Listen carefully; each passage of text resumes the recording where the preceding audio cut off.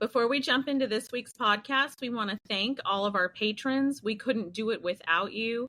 And we want to remind everyone that if you would like to help support Nurses Uncorked, you can go to the link in the description of this podcast. I'm Nurse Jessica Sykes. And I'm Nurse Erica. And we're Nurses Uncorked, the podcast that takes nursing facts with nursing comedy and makes a little cocktail out of it.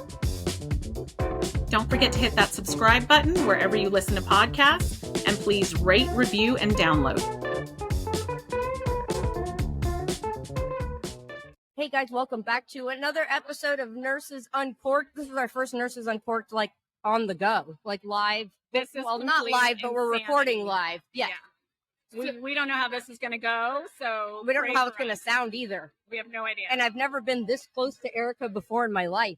Like, I mean, this is really... And we have to share a mic. Like, it's absolutely... And a room. So tell them where we're at, Erica. Tell them what's going on today. This is a special day. Kapi'olani Medical Center in Honolulu, Hawaii. We are on the strike line right now. They are on strike for unfair labor practices. The hospital has been retaliating against them when they do things like say that an assignment is unsafe and they fill out their staffing forms.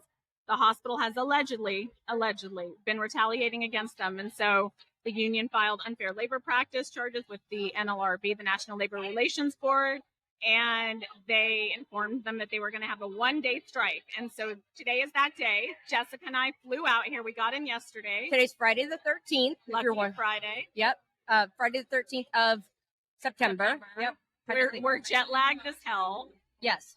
And exhausted but excited to be here. Yeah. So we're going to get into the really controversial aspect of this strike here in a moment. But we'll kind of, I don't know, let's go back to how we ended up here. I guess let's kind of tell everybody who you met and...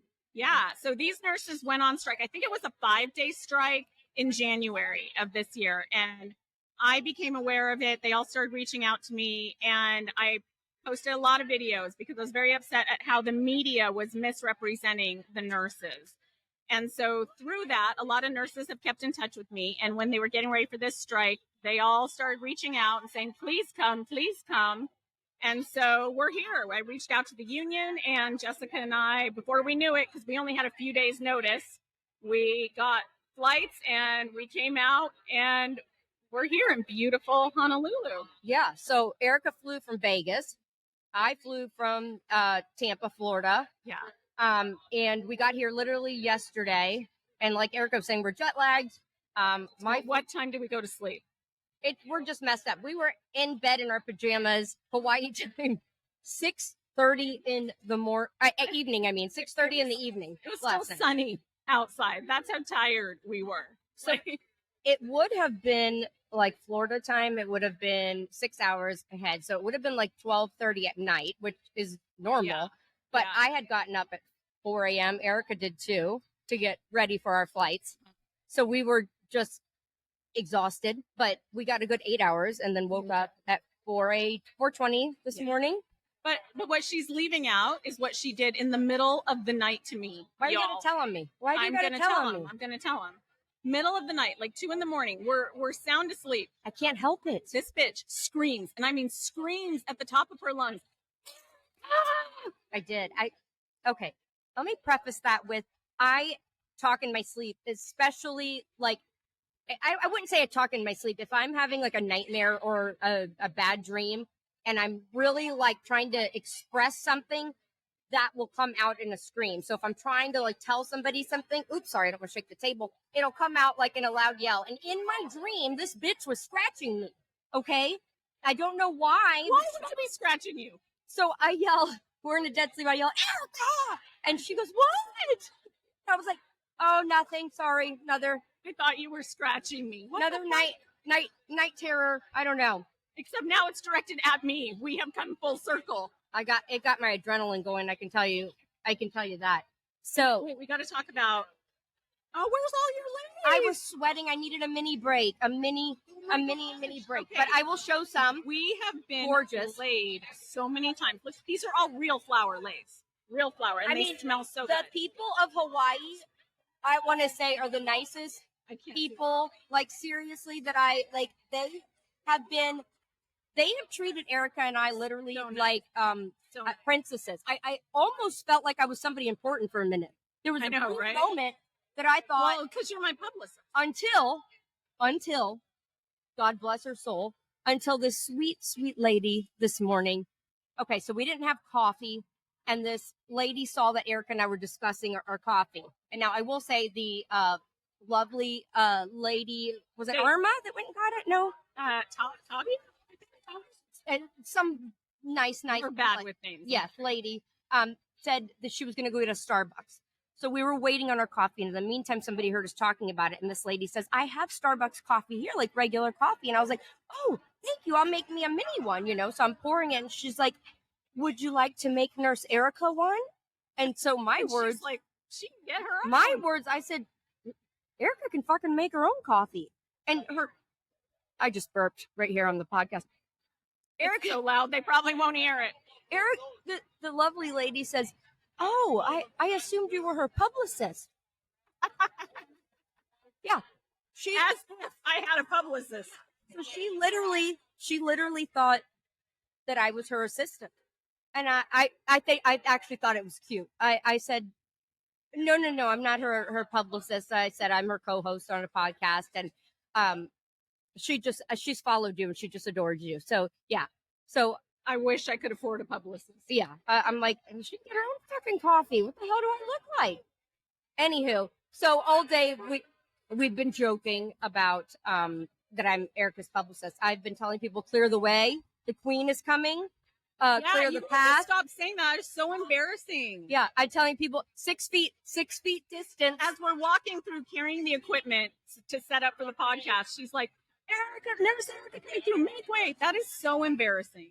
People are going to think I'm so You know what? something. We need Don't do that. We need the inflatable duck people to like walk behind Oh us. my God, the three of them. They're so cute. Seriously. They're so cute. So, their mascot, I should say, or actually, I want somebody to tell us the story of how the ducks came up.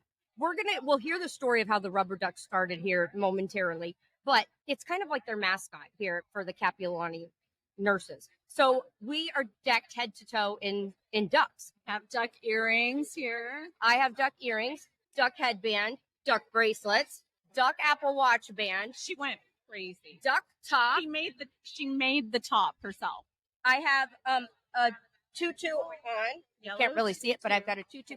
Rubber duck shoes. Yeah, take off a shoe and show them the shoe because she went all out, you guys. And if you're just listening to this podcast right now and you want to, for some reason, see what we're wearing, the video will be up on our YouTube channel, and on Spotify also has video content as well. So you can watch the full actual video there. Please follow, subscribe, like, all of that. All that. It helps us. It Yes. really does help us be able to do things like this. And when we say follow and subscribe, some people literally think that like subscribe costs money. No, it just means you're following and you'll get notified when we have another podcast.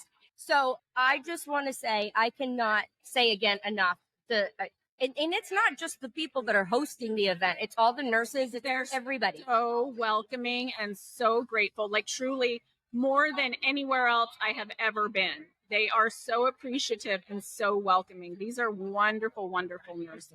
So, we're going to get into here in a minute, like exactly what the nurses have gone through. We're going to interview, one of the nurses.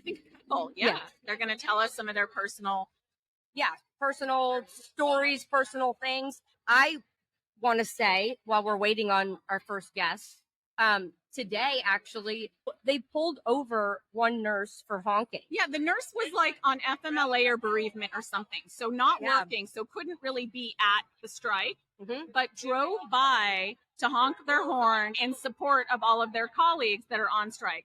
And that's what you freaking do at strikes, is they're loud, as you can tell. They're very loud. And she got pulled over for honking her horn for like a noise violation. And I guess there's some sort of city ordinance in Honolulu about, I don't know, I have to look into that, but it's absurd. Well, I mean, not that I'm like been to a million strikes, but I've been to several with you, and I've never heard of that at any of the other strikes that we've been to. And they did the same thing at their last strike in January. Somebody said something about because of the NICU and construction. I don't know if that's true or not or what. But I don't know it's bullshit. Like, it's the middle of the day. It's not nighttime. strikes are always loud, always. To expect anything less is impractical. But I didn't even get to tell you about the smell. What smell? So I was down here on this side of the strike talking to nurses, and you were on the other side. And the nurses are like, do you smell that? And I'm like, oh my God, yes. What is that? It's like this horrible, pungent, terrible smell. And they're like, yeah, that just started. And we don't know why, but it's only right here in front of the hospital. And what are they releasing? Yes, Gases? that is what we think. Because during their last strike in January, they suddenly claimed, the hospital, get this, suddenly claimed that there was a gas leak right in front of the hospital. Really? Yeah. Really? Just in enough space to make the nurses move across the street. Like clearly attacked it, you know? And they're like putting out like those fart bombs. the fart spray that you can. Yeah. I want to do that to you one day. I'm gonna pretend like I took a dookie in the bathroom when we're in a hotel, and I'm gonna squirt that and see if you say anything. Do you think you'd say something like, "Good God, woman"? Not after what I did to you last. We don't want to talk. Hey, it's mainly nurses and chicks and dudes that are travel, and you're not in your normal routine, and things are not running smoothly. Yeah, you get it. Yeah, the last strike that they had, what you said, it was January. There was a little bit of drama with the media, and yes, tell them about that little story for a second. Yeah, so Gidget, public enemy number one. I don't know what her title is with the hospital. I think Gidget got a bad Enema of the Week award. She did last week. Yeah, she's like the marketing or publicist or whoever for the hospital. Anyway, she got on. She was interviewed and was in the media saying during. We'd also like to thank the sponsor of our Enema of the Week, Happy Bum Co. That's right. Yes, thank you for sponsoring the Enema of the Week, and we'll get to that. I'm sure you have your guesses who we'll give it to this week. Yeah. But yeah. Anywho, continue. So Gidget got interviewed and said that basically it's all the nurses' fault, the nurses being on strike, and how dare they abandon their patients. I'm paraphrasing, of course. And that they're being too loud and too disruptive, and basically just badmouthed the nurses for being on strike. And the nurses are not doing anything wrong. They're fighting for patient safety. I think their last strike was about patient ratios and patient safety predominantly. But you're missing the big part. Which part? The lady that told the story was married to. Oh, yeah. Like, this is some incestual shit here, you guys. You have no idea. Like, anytime there's a little bit of corruption and I start looking into it or asking, they're like, oh, yeah, so that person's boss is married to, like, the board of directors person for the hospital. Like, everything is intersected. All intertwined. Back. It's very convenient. Corrupt and incestual in that way here. The cop that probably pulled that nurse over, they probably knew it was a nurse. Well, is the chief of police married to like someone on the board of directors? That's what I want to know. Because I would not be surprised. Probably. Honestly. Let us know. Message us and let us know if that's the case. But yeah, it wouldn't. I mean, because I haven't seen them pull anyone else over. But I mean, I missed it. Just a nurse. Like, what are the freaking chances? And there's cops here like walking up and down the strike line, which occasionally you'll see at a strike, but not really. It's not super common, and no one's out of line, so there's no reason for it. It's just pure intimidation. So do we want to get into the big issue, like what the hospital has done that is something that we don't usually hear, like as far as how long they're going to be locked out of the hospital? Yeah, so they notified them. They gave them the 10-day legally required notice that they're going on a 1-day strike. 1 day. Like, that's the bare minimum that you can do. 1 day. I think their strike in January was like 5 days. Okay. So the hospital, in clear retaliation, allegedly, turned around and was like, yeah, okay, so we're going to lock you out indefinitely, like forever, for going on a 1-day strike. So like, it's insane. Basically, it's like, without saying the word "you're fired," they're saying you cannot come back. We're not letting you come back to work. It's totally illegal. Absolutely. I don't know how they could even do that. Yeah. The thing is, the union has fought back. They've done all the things. They have filed an unfair labor practice charge about that. But the NLRB is slow, and it's going to take a while for that to work its way through the system. So in the meantime, they're saying you're locked out, meaning you cannot come back to work. They're threatening to take away like their health insurance benefits, all that stuff. Oh, and they also told me they were going to be cutting the amount of their PTOs. Yeah. Like, instead of having like paid time off Yeah. for 7 weeks, like people that have been here, they're going to cut it down to 2 weeks. Like, It's insane. what the hell? Yeah. Like, So normally when you hear about a lockout, because a lockout is always retaliation, always, right? But normally when you hear about it from places like Ascension, when those nurses go on strike, the nurses will go on like a 3-day strike, and then the hospital say, okay, well, we're locking you out for the rest of the week for like 2 more days, 5 more days, whatever, because we have to contractually pay the scab nurses what we pre-agreed on.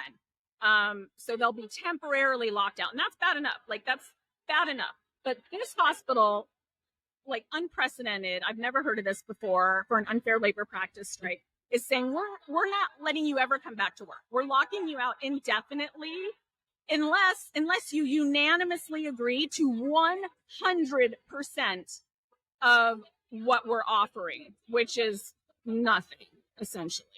it's crap. It's scare tactics and intimidation. That's what it is.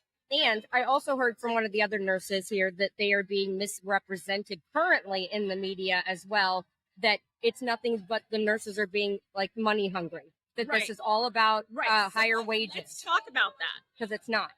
So Hawaii nurses are, depending on what you read, generally about the second highest paid nurses in the country after California. Okay? No one's disputing that. But do you know how expensive Hawaii is? Oh, yeah, I do. Yeah. And they all like live in multi-generational homes because no one can afford to live on their own. It's like 3-4 generations all living in one home because cost of living is so freaking high here. So yeah, they might be making 6 figures. You taking a picture? Yeah. They might be making 6 figures, but the lifestyle is not reflecting that. Okay. So regardless of what they're making, it's not enough. And the hospital is claiming that's the only reason they're going on strike. That's that it's not an true. economic only strike. And that's not true. Allegedly.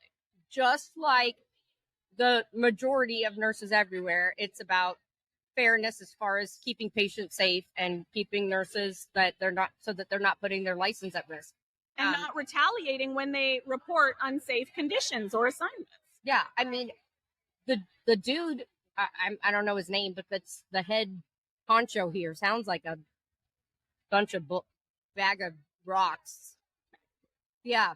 It's kind of like, did you see Kamala Harris? I'm not getting into politics, but when she said, and this, and she paused, like, and it sounded like she was going to say, this motherfucker. She went, and this, and looked at him. She goes, former president. Yeah.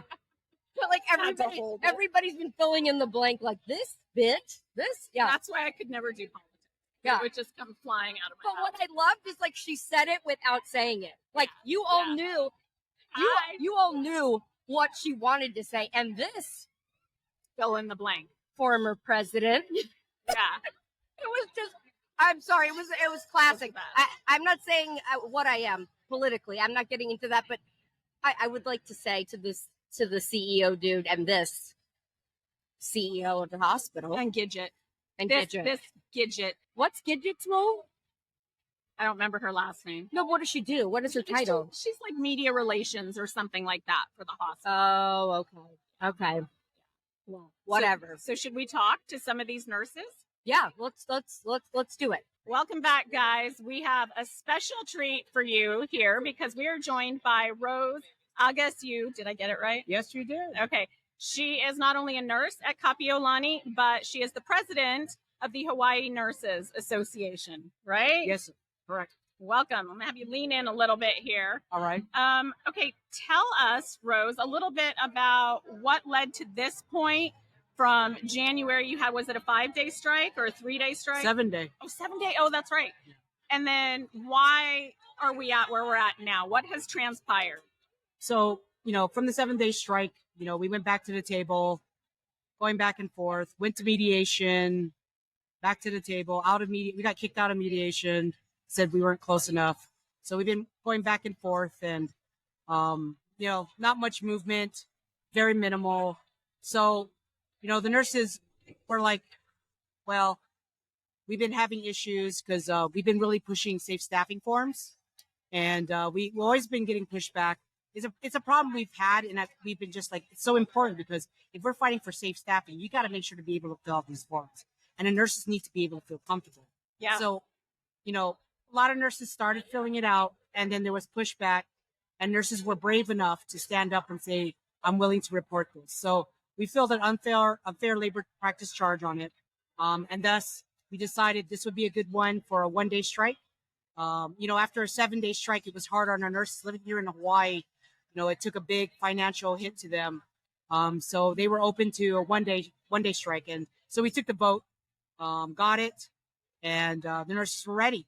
Unfortunately, a couple of days later, we got the notice that the employer decided they're going to do an unlimited lockout, which means shutting the doors. Nurses can't come back in. They can't earn any income. And then following that, very regular communication that, by the way, you're going to lose your insurance too. You need to sign up for COBRA. So no payment, no insurance. Nurses are being like scared. Like they're scared. They're like, what's happening, right? What was your reaction when you heard about the unlimited indefinite lockout? Because I was shocked. I was really shocked. For a lot of these nurses, that first strike, that 7-day strike was hard on them because they really looked and said, this is how the employer thinks of us. They really don't value us. When the unlimited lockout it like broke again. Like it was like, wow. And again, they showed it. But interesting enough, like we've dealt with a lot of this retaliation inside the hospital, but now because of what they're doing, they are now showing their true colors. The community has been so supportive. They see that they can't believe it either. So the nurses are feeling, wow, great. Now they're not alone because, the community support's amazing. That's been happening since that point. Yeah. And the irony is, doesn't the hospital claim to have a no bullying, no retaliation policy? And this is essentially retaliation, what they're doing, right? Yeah. I always ask, like, I start meetings occasionally and I go, what is retaliation? Like, how does it look like? Like, how do nurses, like, report it, right? Especially if it's about the people above you. And, they just like, yeah, you just got to report it. We'll take care of HR. I'm like, there's no way. But now, realizing, like, that's what we've learned from the 7-day strike too, is that we don't have to rely on just inside the hospital. We've been learning there's a lot of things outside, like talking with you. Like we've learned a lot. The nurses feel so empowered after talking with you. And so it's just like exciting that you're here just represents the support. We love it. I have never encountered such a welcoming, grateful, beautiful group of nurses in my life. I mean, look at all the Leis for one, but everybody is so grateful and welcoming. It's just the spirit here is unimaginable. Well, for the support that we're getting, it's amazing, and that's what it is. Like nurses, we're nurses. All we want to do is make people happy, make sure they're comfortable, make sure they love. So that's why it's a turnaround when you saying, okay, we're going to shut you out. You got to accept our deal. You know what? Oh, no pay. Be prepared. Sign up for, whatever. Cobra. Yeah. Cobra. Which no one can afford. That is so expensive. It's a lot. So in addition to being the president of the Hawaii Nurses Association, you're also a nurse inside there. So tell us what working conditions have been like for you. You're what kind of nurse? What specialty? So I'm a flight nurse. I specialize in the pediatric and neonatal patients. So I fly a lot on the outside. So I meet a lot of nurses. Unfortunately, we've had a lot of nurses leave as well. So we've been working short. Like just this past week, there was only 2 of us. We want our other nurses to be able to take vacation, take medical leave. They have to, but we're so short that there was only 2 of us, and I got sick, and so there was only 1, and it's crazy. It's that's the shortage. There's nothing that's keeping nurses to stay. They want to go to California. They want to go to the mainland because they hear it's such a better place. So that's what we want to create here in Hawaii. That it's here as well. That we can do it, and the nurses understand. I heard rumors that allegedly with the last strike, some of the will be PC and call them replacement nurses, but you know how I feel about that. That some of them that were doing your job in transport were lying about their actual experience and maybe didn't have flight experience or NICU, PICU experience. Did you hear about any of that? I didn't hear about that in our unit, but I did hear it in others. That's so scary. Yes, like some of them just seemed like they were right out of college, like no experience whatsoever, and trying to just get the experience while they were here. At the potential expense of babies and children's lives. Exactly. That's terrible. So yeah, we encourage the families to stay by the bedside, make sure they know what's happening. Yeah, yeah. Would you like to address, and you don't have to if you don't want to, we can cut this out if you want, to the people that say Hawaii nurses get paid so much and you're just greedy? What do you have to say to that? Because I know it is expensive here. Expensive. I can honestly say, like from the beginning of this, our negotiations and everything, the nurses, to get all of them, like, the 600 on board, it wasn't the money that pulled them in here. It was about the safe staffing. I can honestly say that because we would have had maybe 200. Like if it was just about the money, right? But because of what the statement is and what the priority of that is, it's 600, and they understand. Yeah. Because nurses will stay in practice where they feel safe. Even if they're not making as much as another nurse that they know, they will stay where they feel safe, that they can really take care of their patients without putting their license on the line or patients' lives on the line. It's always about safety. And you can't have safety without the ability to safely report safety concerns. So you guys are doing exactly what you're supposed to do, which is create a paper trail to be able to prove an ongoing evidence of their unsafe staffing, right? Inappropriate ratios. That's exactly what you're supposed to do. And then you're being retaliated again. Exactly. And that's the funny thing. It's so ironic, right? And there wasn't the fight for it before, right? People just didn't want to rock the road. But now, with us standing, doing the 7-day strike, like nurses are like, no, we have to. Like, it's so important. If, once we win this at negotiations, it's like we have to continue this. So we have to feel safe. We have to be able to report.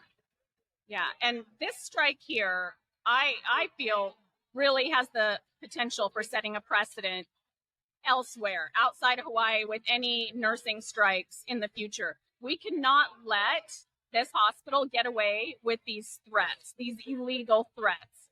We've got to put a spotlight on it and let everyone know, because you might not be in Hawaii, but this could potentially affect you. This is a big deal. So I applaud you and all the nurses here for really taking a stand and being brave and doing what's right for the community, because they're ultimately the ones that are going to end up paying. Yes, truly, exactly what you said. Like, I was just talking to all the nurses today in different groups, and we realized that it's not just the nurses in this one hospital. We've had other hospitals coming over, the nurses, and they say, Rose, your nurses, they're making a stand, and we want to make a stand with you. There's a lot of other hospital nurses here supporting too. Yes. Yeah, lots from Queens, and what's the other one? Straub. Yes. And Kaiser. Kaiser's been out here, and we're not in the same union, which is really interesting. But even more so, the thing is, it's about the working person, because especially in the unions, right? If they break this, if they want to break these nurses, they're going to break everybody else that's here in Hawaii. Exactly. That's why it's so important that you guys are taking this stand. I applaud you, and we will continue to support you in any way that we can. We're going to be out here tomorrow when you guys try to go back to work and take care of the patients. Yes, well, we'll see. The nurses are getting geared up for that, man. Yeah. Thank you, Rose, for speaking to us. We appreciate you so much. I'm in awe. We're so thankful you're here. Thank you. Thank you. Mahalo. Mahalo. I'm joined by, what's your name? I'm Cassie. This is Cassie, And Cassie is one of the nurses. Tell us your job here. What do you do? I am one of the transport nurses. I transport all the pediatric and the neonatal patients from the neighbor islands, from here to the mainland, all the on-island hospitals. That's what I do. So this holds a special place in my heart. I was an L&D nurse for over 20 years, so I did labor and delivery. So obviously we're very close with NICU. We work basically hand in hand. Yes. So tell us a little bit about how do you feel that the strike and having replacement nurses, how does it affect the care that these babies are going to get, and what happens actually during a strike? How would you explain that as far as who takes over, what goes on? Well, in the end, we don't really even know who takes over. They find whoever they find, they bring them in. The first strike we had in January, they had our nurse manager orient them on a flight. Oh, wow. This time our manager is on leave. We're gone. There isn't anybody. We have no idea. We have no idea who's orienting them to the unit, to the logistics. I can't imagine what they're doing. I can't imagine how they're coming into the facility, learning where everything is, Right. How to set up a flight, how to set up a flight to the outer island, to interact with the physicians and the staff that's there. Right. What the protocols are, what the policies and procedures are, and getting these kids here safely. I have no idea. No idea. How often would you say that you guys get an assignment to fly a baby somewhere? Like it could happen, I'm sure it clusters, or exactly. It could be hit and miss. I went on Tuesday to get a neonatal patient. The team before me went on Monday to get a neonatal patient. It could be So sometimes it's daily, and sometimes you probably had multiple times a day. Sometimes it's none. So you can never tell. But you are going to an outer island who doesn't have the resources or the facility to care for these babies. And they're looking to us to be able to come here with the expertise to take care of the situation and get these kids back here safely. And that's what we do. We have no idea who's doing it. And no idea. The hard part of it is that, these families that are trusting their baby that has an issue, that they want nothing more than for their baby to be taken care of 100%, or having to put their faith in somebody that may or may not. I mean, maybe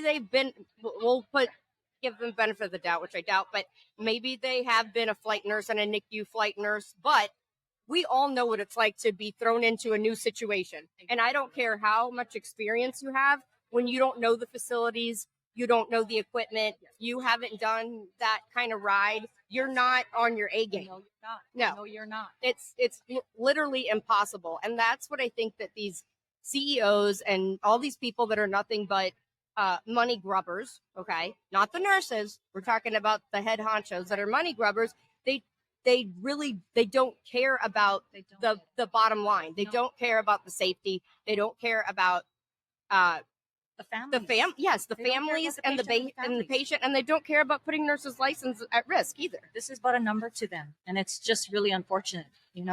These nurses, we dedicated 100% to them. Absolutely. We gave 100% accountability, dedication, loyalty, everything to the job, everything to the patients. And this is where we find ourselves today. The other question I was going to say is, and most people hear it's a one-day strike and that's it, it's over. Like, no, that's not the case. Because even though that they're out here right now and they're on strike, they aren't going to be able to go back to their job. Nope. And we're not. And that's just because they're sticking it to them, basically. That's the retaliation part. Yeah. That's the bullying and retaliation, intimidation part. That's why this strike came about in the first place, is when people felt unsafe and they spoke up and they had to fill out forms, they were then chastised and kind of, gaslighted about why they did what they did. How come they felt that way? Right. And this is where we find ourselves. So, we say, okay, look, we're going to have a one-day strike. We just want to let the public know this is how we feel. And then the retaliation is, okay, fine, we're locking you out. Bye-bye. And by the way, your medical will be, canceled at the end of the month too. See ya. And for those that don't know, what that means, basically it's scare tactics. They're trying to scare the nurses into, I'm not going to have a job. I'm never going to be able to go back. And they're trying to get them at last minute to kind of back down. Right, Doc? Right? Absolutely. Right? Absolutely. Which is very ironic because Hawaii Pacific Health, Kapi'olani, they have a zero tolerance policy for bullying, intimidation. All that's that's what they have amongst our coworkers. You know, that's what they have against us. No bullying, no intimidation. But they're allowed to bully. And absolutely. So the rules don't apply when they don't want them to apply. It's absolute craziness. So tomorrow, Nurse Erica and I will be here as the nurses try to return to work and early in the morning tomorrow, and we're going to see what happens. But it appears that they're not going to be let back in. The badge access has all been denied. So that's going to be sad because it's sad for the main thing, patients and the family members. Yeah. So Hawaii is a different. It's a different culture. It's a culture, and, you know. But damn, y'all are nice here. Everyone here I mean, seriously, I want to move to Hawaii. Everyone's so nice. That's how we are. That's the culture of the people. We never wanted to have controversy. We Really? never wanted to have beef with anybody. We just wanted to be able to do our jobs and take care of the patients and the families and be safe. Yeah. That's all we wanted.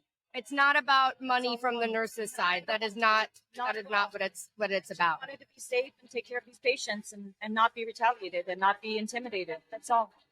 Thank you, Cassie. Thank you so much. I appreciate it. Woo!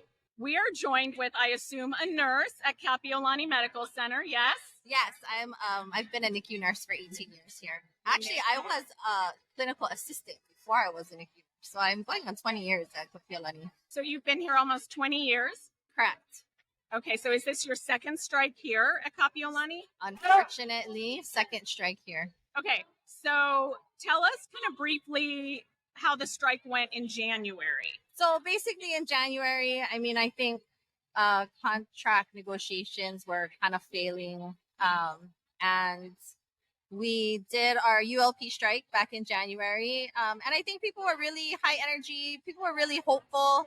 We really were fighting for those safe staffing numbers. And I think with this strike, people are kind of still angry, but a little sad that it came to this again. Yeah. And you've been having allegedly some retaliation, right? Recently when you guys are, well, you tell us. I mean, I think the bullying, retaliation, intimidation all kind of has been going together. Since January, we've been really trying to document those unsafe staffing occurrences, and we've really trying to bring it to management's attention. And really just creating that paper trail so that they can't tell us like, oh no, that didn't really happen. So we've been really trying to be vigilant about getting stuff documented. And often nurses are made to feel like they were the problem, which happens in nursing. Gaslighting. Gaslighting at its finest. And I mean, if you are on a Thursday shift and you have a really terrible shift, and it's really disheartening to learn that on Wednesday, somebody else brought this up to the management's attention. So this was happening repeatedly. And, you know, when we're doing this shift work, we don't always communicate shift to shift. So when you talk to the day shift from Wednesday and they say, no, I told someone, or I told management, or right, you're trying to be proactive. You're trying to fix the problem. And management says, oh, no. We're going to cancel these people because we don't need them. And then it comes to a point where you needed them. Yep. Who's to blame? It's not the nurses.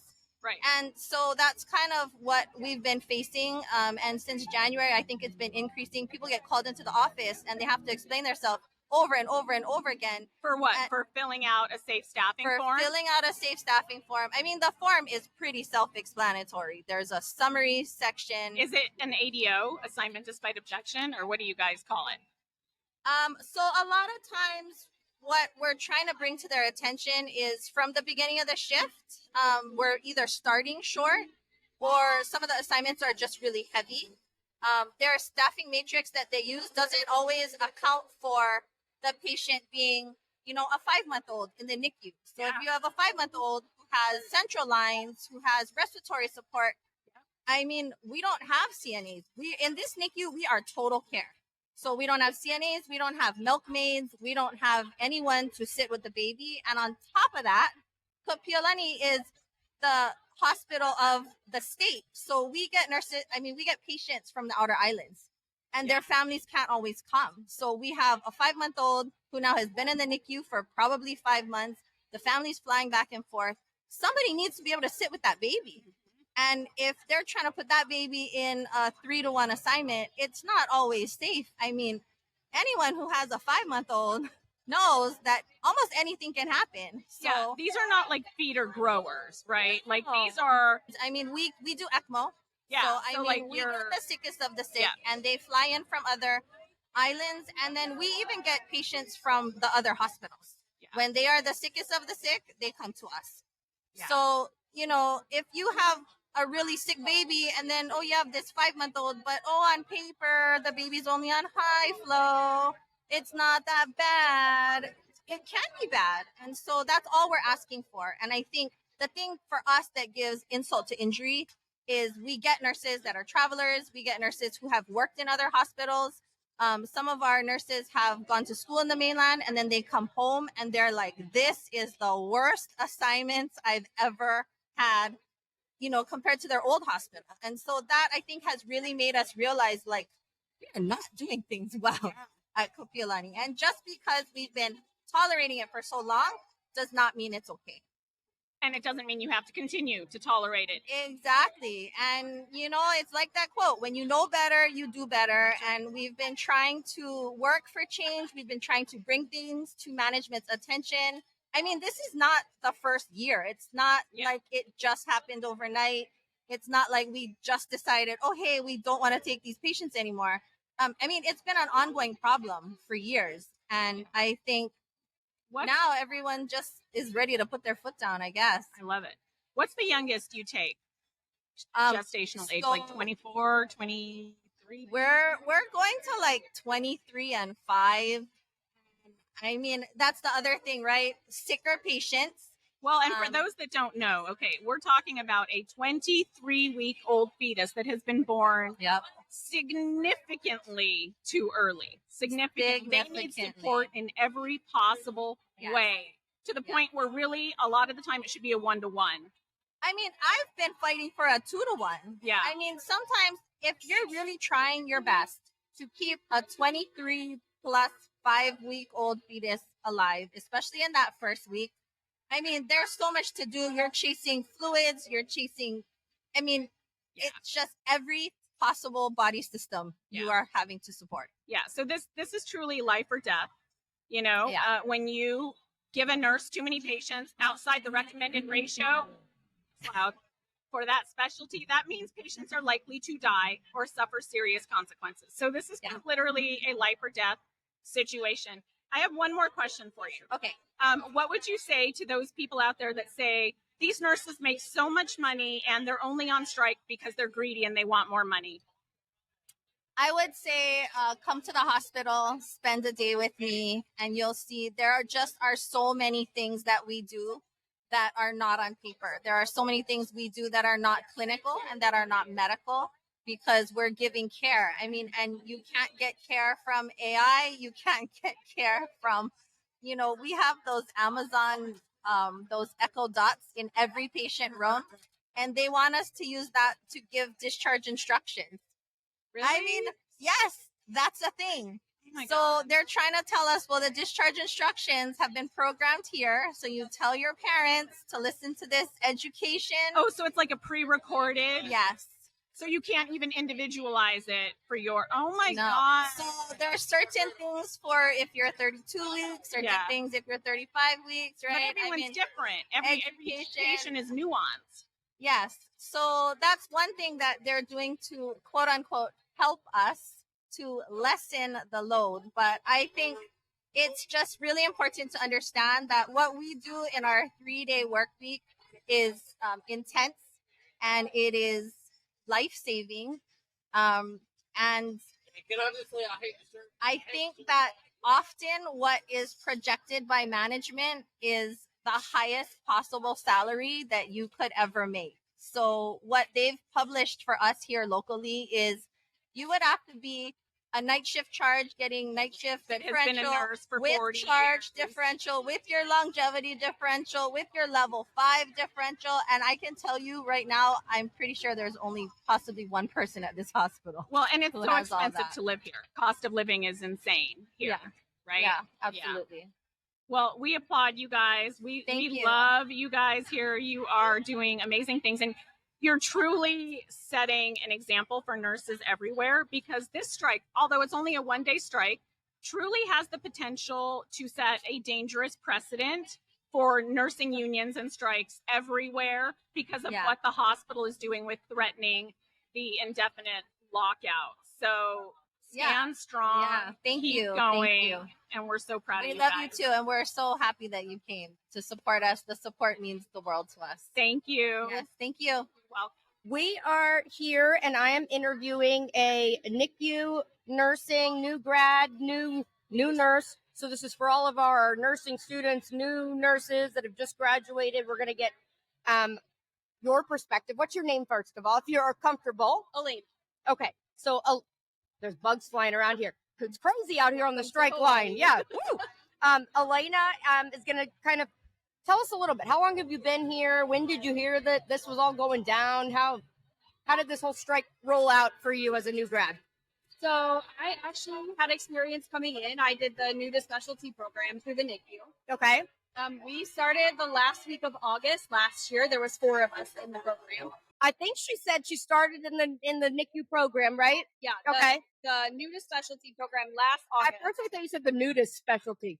The new. Ooh, we're that- getting spicy. That would be an interesting new grad experience. Not nudist, but new. Okay. Yeah. New to specialty. Okay. So we started last year in August, the last week of August. So got on the floor like the first week of September, and then we started negotiations September 13th. Oh, which wow. All of us were like, like we're new, we're learning, we're figuring it all out. And then we actually completed our orientation portion of the program the first week of January. Okay. So our graduation from the program was January 5th. Okay. And our first strike happened 3 weeks later. Wow. So that was very intimidating. That's like throwing you right into the fire, man. Well, this is the first union hospital that I've ever worked for, so it was all very new to me and learning, what ins and outs and into that, and whys and all of the reasoning behind it. Right. So it was very intimidating in the beginning. I'm sure. And now, we're still new to the hospital. We officially have been here for a year at this point, but it's still new. Yeah. I mean, I can't even imagine. So you're just trying to get into the groove of I'm independent, I'm on my own, and then it's time to take a break. Enough of that. Yeah. Let's now roll you outside. So you a little bit during this lead up to this strike, I guess, as a new grad, I think you put your balls out there. So you got some cojones, if you will, and you kind of gave your 2 cents, I guess, or spoke out. I did. I'm just not a quiet person. And for me as a nurse, I learned very on in my career that advocating for my patients is the most important thing that I can do for them, because I didn't have support at my new grad job. I worked at a hospital where I had 6-7 tele patients on night shift, and my charge nurse had 5 patients. We were lucky if we had 2 patients for a 36-bed unit. And she needs hugs.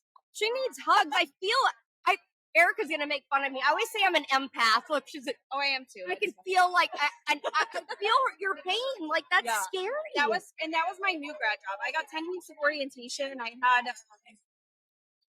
a lot of anxiety, and I cried a lot. I learned very, very early to just speak up for not only myself but for my patients, and to do right by my patients first as well as myself. And it's even more so now that I'm in the NICU. I feel very, very protective of all my babies and their families. And even when, the doctor suggests something that I don't think is appropriate, I'm going to tell them. And I'm going to tell them why I don't think that it's appropriate. But you have to be able to advocate. Absolutely. And for my coworkers too, especially in that situation, it was very intimidating to I tried to keep my mouth shut, and then it got to a point where I was like, I just have to say it. I'm feeling this, and I feel that other people are probably feeling it too, because if I am, I know other people are feeling it. And that, I would say, I remember as a new grad, that's one of the hardest things to learn, is to know that it's okay to speak out, because you're so worried about getting in trouble, or you're worried about pissing off the wrong people. So what would your advice be to a new nurse that is going through something similar, that's getting way too many patients? They can barely keep that drowning feeling. You know what I'm talking about, when you're just like, I'm barely keeping it together. What would you would tell them? Say something. I mean, I don't know, every hospital in every state has to have some form of like an unsafe staffing form. Unsafe staffing form. Fill it out every single time. Every single time you come into an assignment that we don't feel is appropriate, fill out that paper. If you're going to your management or you're going to your charge nurse and you're telling them this is unsafe, right? I can't do this. You have to check your license first. We don't go to school for as long as we do and work as hard as we do to then go into a hospital that doesn't care about our license. It's required for the job, but they don't care about it at the end of the day. If we lose our license, they're just going to find another nurse. So would you say the majority of your shifts have been with way too many babies? Or more than you should have, would you say? Sometimes. Yeah. Sometimes I feel like even though on paper they look appropriate in an assignment, you have days where, things happen, especially with these babies that happen so quickly that like, oh yes, it seems appropriate in the beginning, but then you start working and you're like, oh my god. Or they're not taking into account that they're missing texts, that you've had texts that have called off. Oh, there's no unit secretary today. Oh, sorry, you have to help clean and turn over the room too because housekeeping can't get in here. Like, trust me, I know all of these other little things that go into it at the same time. And then the scary part is when you do have a baby go south and they look at you and they're like, you're going to have to, I don't have anybody to give these other ones to. And that's when things really become dangerous. Yeah, exactly. Because it's like you're just running the line. Like it's like just maybe enough. And it truly is frightening. I mean, I can't even imagine, like, right now you're probably worried about those NICU babies. Yeah, because those are like I know. You worry about, see, I told you I knew what you were feeling. It's hard because you develop this love and this bond, and they're more than just like your patients. They're like your family. Yeah. And you don't know, but you wonder, and these babies are long term. Like, well, it's not just the baby. Yeah, they depend on you, and you're worried that, like, do these people know what they're doing? Are they going to be able to take? I know other people have touched on it. Like, so I've been on island for almost 2 years now, and I actually worked in adults here as well. And like the culture here is just so different, and everyone is so loving. They are. And it's amazing here. But the more you like dive into their culture, like immerse yourself in that, you feel so much more love back from. Yep, I know exactly what you're talking about. You really do. They take you in. Like, yeah. And that has been like one of the biggest blessings, I feel like. And you really bond with these families, and especially our babies that come from outer islands, and families have other kids and they can't be here all the time. But those babies still need to be loved on, and they still need to have that interaction, for their development. They need to be able to have interaction with, more than just being in a bassinet or an ice let, just, sitting in there all day long. Like, he would go crazy if we were doing that. Oh, I can't even imagine. Did they let you guys tell these families that this was happening, or how is that handled? They sent out, they put letters in each room. As far as I wasn't there that day, but risk management had gone around and they put letters in each of the patients' rooms and spoke with the families that were there to let them know. I mean, I know you weren't there, but do they phrase it in a way that they really understand the gravity of it, you think? Or, I mean, I think that they're phrasing it in a way that makes it seem like it's our fault. Like they have of fault in course. the matter. That, right. We're just the bad guys and we're being greedy, and, they're not telling anybody the way that they're treating us, how they're bullying and intimidating us at work. We do fill out those forms. Right. They're not telling those parents that is the reason that this is happening. Or that they're having to do this so that this doesn't continue down the line. You know what I'm saying? It's like at some point somebody's got to draw a line. Somebody's got to stand up, or the bullying and the continuation of abuse, the cycle is just going to get worse and worse and worse. And the fact of the way that they're handling it here at this hospital, meaning the CEOs and it just shows the level of bullying that's been going on.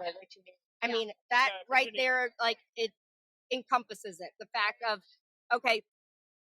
We're all right. We're now going to continue to not let you come back into the hospital. We're going to continue this unsafe environment because we just want to stick it to you. Like that is absolutely awful. You know, I have no words for that. I hope that this is not allowed because to me, I've never heard of that. I've never heard of what they're trying to do, but I seriously hope, be brave, people. Stand up for yourself, stand up for your assignment, stand up for what's right.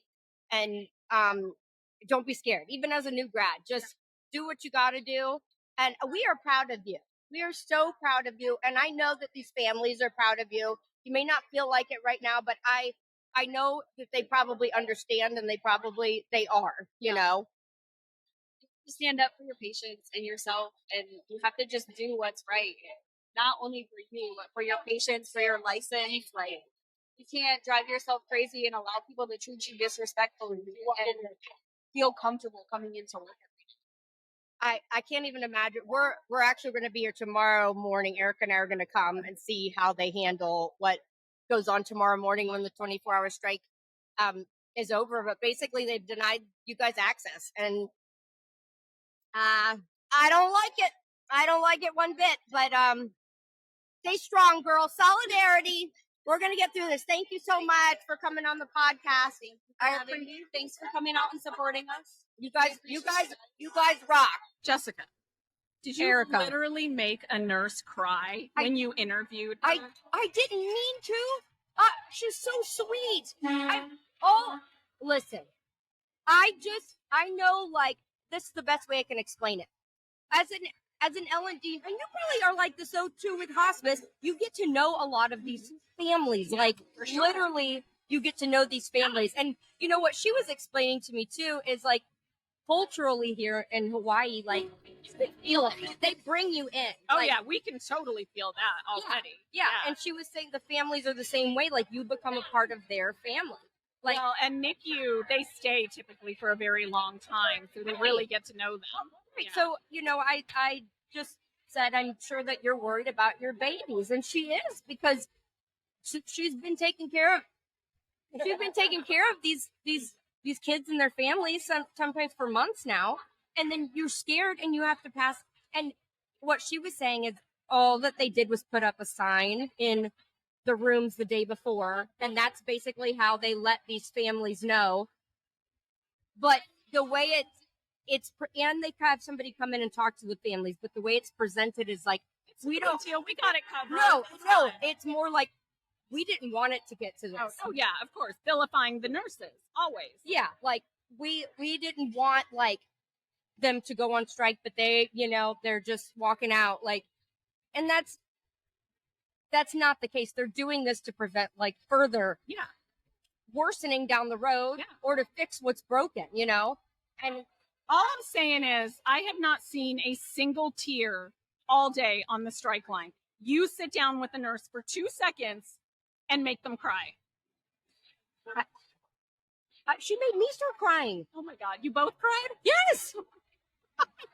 She got me all teared up because I feel so bad for her. She's worried. And she's like, these nurses may not know, like, and she's like, I'm worried they're short staffed. Like, a lot of times you need time to cuddle these babies and hold them and, like, and they're going to lay there all day. Like, I felt horrible.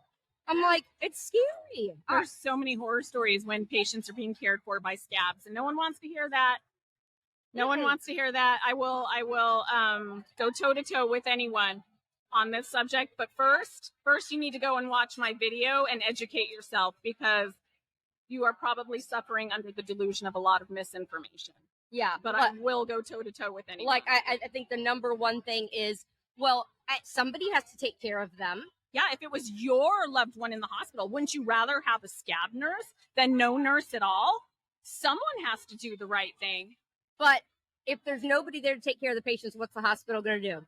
They're going to negotiate to avoid the strike in the first place.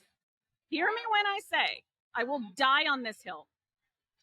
If the scabs didn't show up, the hospital would be forced at the last minute to come to an agreement and avoid the strike in the first place, because they are required by law. They're required by OSHA, by JACO, by CMS to have registered nurses in there. That is absolutely a requirement to keep their accreditation, to keep their doors open. And they are never going to risk losing all that accreditation, AKA money and revenue billing abilities. That's all you got to say. Money. That's all you got to talk. It can come down to the wire, and they're going to walk. If no nurses showed up, they would walk into that room at 6 a.m. or 5:59 at the last minute and say, all right, we give. Yep, we give. Because they would have no other choice. They would have no other choice.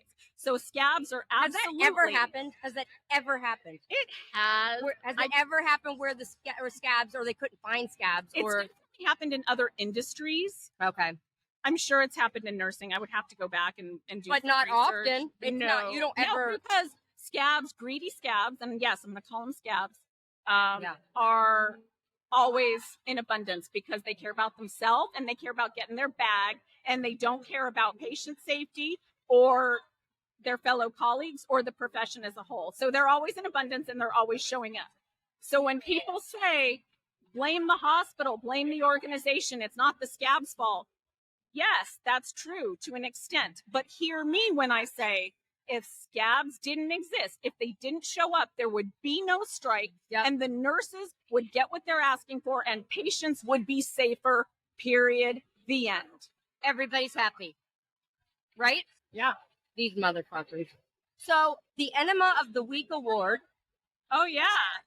Let's get into that. Sponsored by Happy Bum Company, is going to be given to. Let's let Erica take it away. She's very animated right now. I know, I'm worked up. I would give it to Kapi'olani Medical Center, but we just did that. Right. So I think in light of recent events today on the strike line, we are going to have to give it to the Honolulu Police Department that had the utter audacity to pull over a nurse that was driving by the strike line. Ridiculous. Honking the horn and Ridiculous. threatening to ticket her. Ridiculous. For honking the horn. At a strike where everybody honks their horn. And conveniently, Can you hear it? Conveniently, it was a nurse. And this nurse is out of work currently on bereavement. Yeah, FMLA or something, and couldn't be here, but drove by to support. And they pulled her over. So Honolulu PD. you Mr. Officer, and it was a Mr. because I was there. I can say that. You get an anal cleansing. And not a good one. Not the happy bum kind, a different kind. Yeah, so that's the Enema of the Week. All right, so I'm going to put you on the spot right now. Okay. When's this podcast going to be out? Oh, fuck, I knew that was coming. So this bitch will have me editing in the hotel room today. I just feel like it should be out today if we can get it out. Well, you better get me to my room so I can edit. Until next time, on the next Nurses on Court.